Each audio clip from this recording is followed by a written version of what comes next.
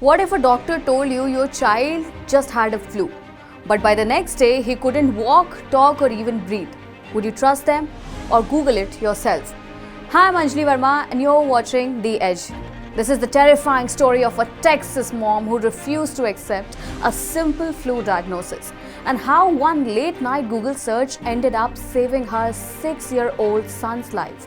Inside this video, you'll see how a rare brain condition almost killed him and how a desperate search on her phone connected her with the only doctors who could help. Let's adhere to the backstory of it.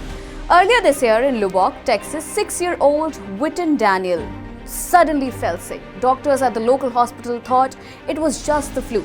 Common, manageable, nothing to panic about. But within hours, everything spiraled. His mother, Casey Daniel, watched in shock as Witten lost the ability to walk. Then he couldn't talk. Soon, he couldn't even breathe without machines keeping him alive. Casey later recalled, "There are no words to describe how horrifying it is to see your child in that condition." The truth is, Witten didn't have the flu at all. Deep inside his brainstem, he has something far more dangerous, something called a cavernoma. A cavernoma is basically a cluster of abnormal blood vessels. Now imagine a tangled ball of tiny pipes in your brain that aren't built the right way. If one of those leaks or bleeds, it can shut down your body instantly. That's exactly what was happening to Witten.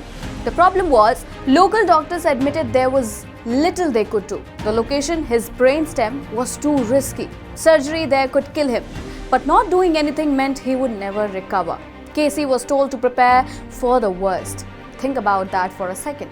Your 6-year-old son, hooked to machines, doctors shaking their heads. What do you even do?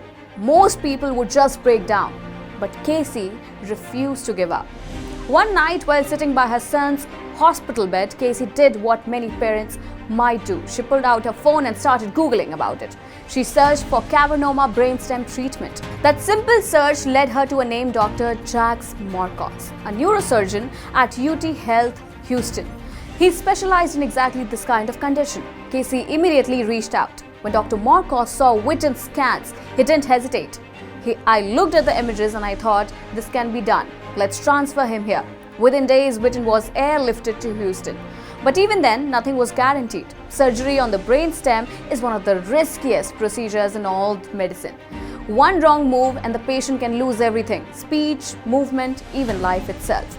In Houston, Dr. Marcos teamed up with pediatric neurosurgeon Dr. Manish Shah. Together, they performed a complex 4-hour surgery to remove the cavernoma. The odds were against him. But when the surgery ended, something miraculous happened. Witten woke up. Slowly but surely, he regained his ability to move, talk, and breathe on his own. The boy who almost died because of a flu misdiagnosis was alive and healing. After the surgery, Witten himself said, "I want to say thank you to Dr. Marcos and Dr. Shah for letting me see my friends again."